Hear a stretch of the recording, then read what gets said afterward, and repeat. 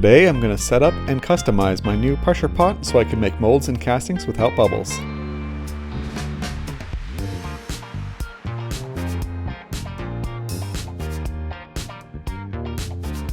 I started by first removing the components that will not be needed. This pressure chamber is normally used for painting. However, when I'm done with my modifications, I'll be able to use it as a pressure chamber for casting items and molds.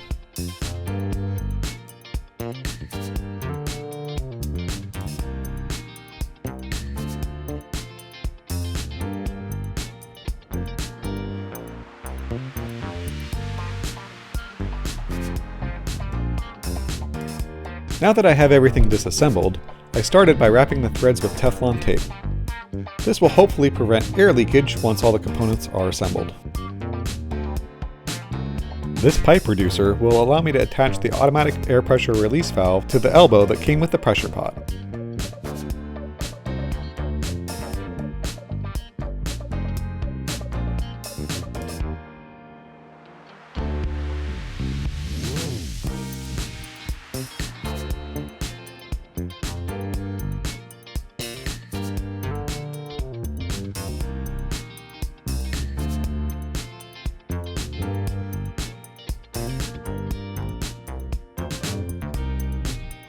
Once the components are threaded, I tightened them as securely as I could.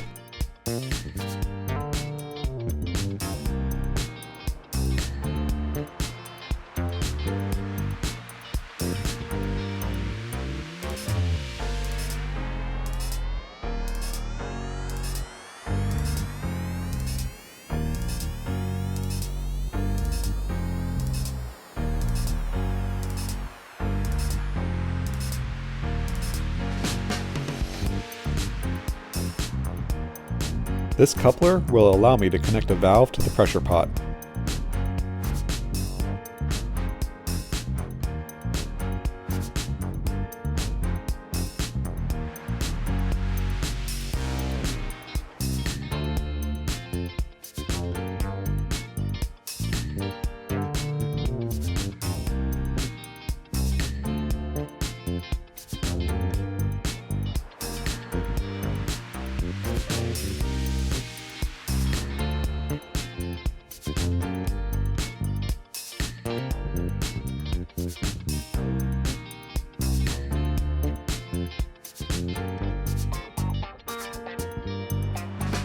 Now I add a quick release to the valve so I can pressurize the tank with my shop's air compressor.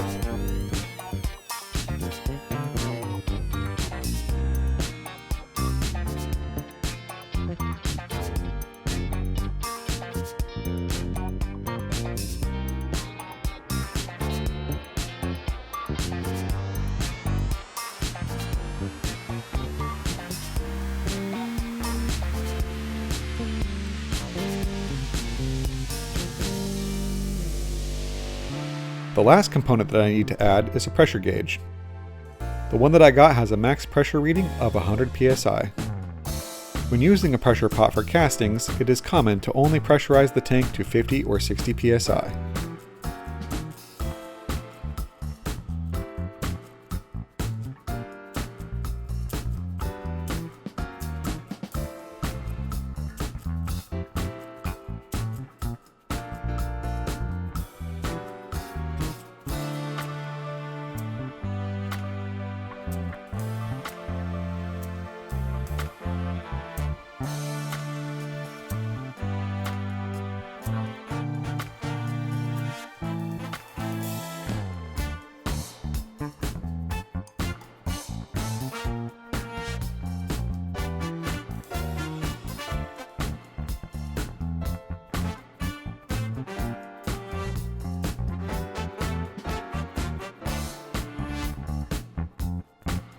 And there it is.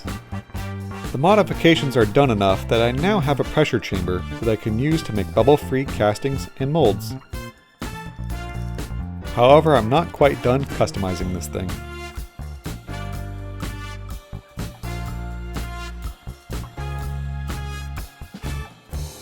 For the purpose of making my pressure chamber easier to use, I'm going to make a stand that will allow it to lay on its side. I feel that it'll be easier to load in items horizontally from the side then trying to place them down into the chamber vertically. This will require me to make a rack for the outside curve of the round chamber to lay on. The rack will stop the pressure chamber from rolling around and possibly messing up the casting or mold. I will also need to make a small table that can be inserted into the chamber to provide a flat surface on which I can place a mold or two.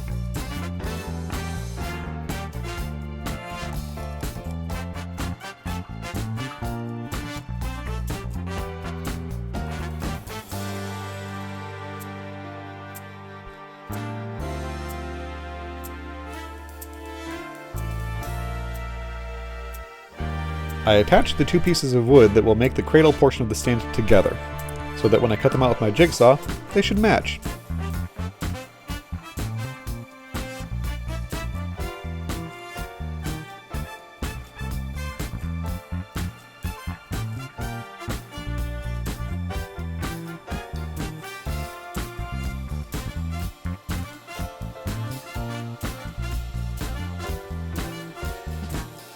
The dog ears that I cut onto the cradles serve no real purpose, I just think it looks better this way.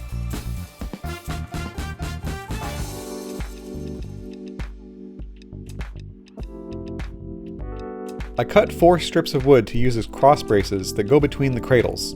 I only needed 2, but I cut extras in case I made a mistake. Fortunately, the extras were not needed. Once the holes were drilled in the faces of the cradles, I drilled pilot holes into the cross braces as well to prevent them from splitting when they were attached with a screw.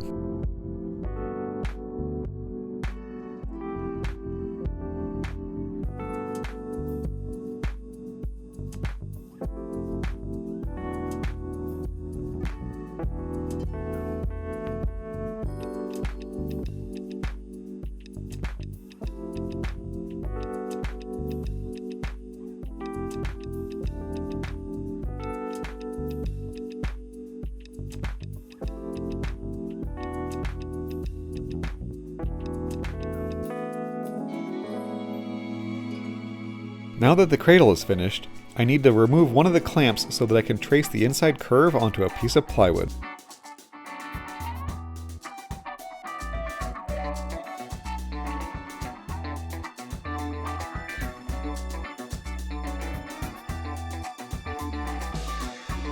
For this cut, I made sure to stay on the outside edge of the line, since the half-moon pieces are what I need to make the table insert.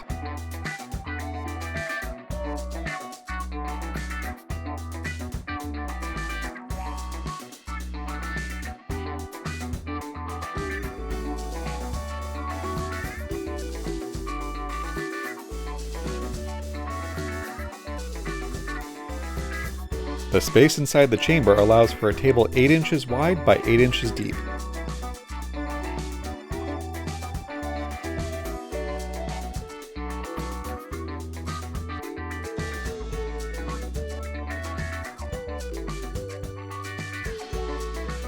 For the table insert, I simply glued it together.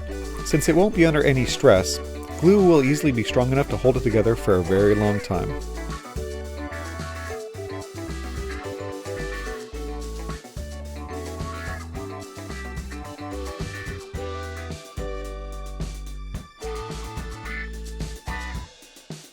Before I show the project fully completed, I'd like to give an example of why a pressure pot is useful in making a casting. This casting is from a mold that I made of a vintage radio knob. I've already made a video on how I made the mold, and I'll be uploading that later.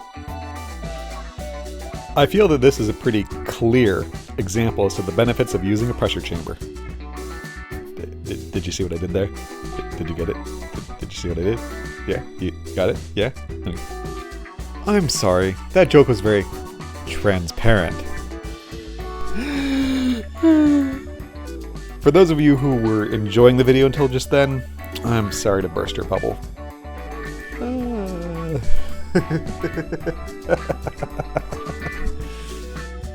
Alright, I'm done. The casting without the pressure pot is full of bubbles and holes. I did nothing special to this casting to get the bubbles, other than mix the resin, and pour it into the mold. In contrast, the casting where I used the pressure pot is stunningly clear. The resin that I used is not optically clear resin, and it still came out looking great. There she is. all done and ready to join me on my adventures of making all kinds of wacky and interesting projects. But first, I think that we need to fix that paint job and make it a bit more interesting.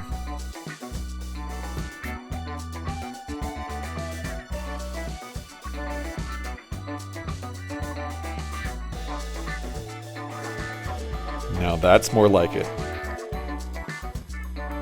Also, here's the table insert all painted and ready to go.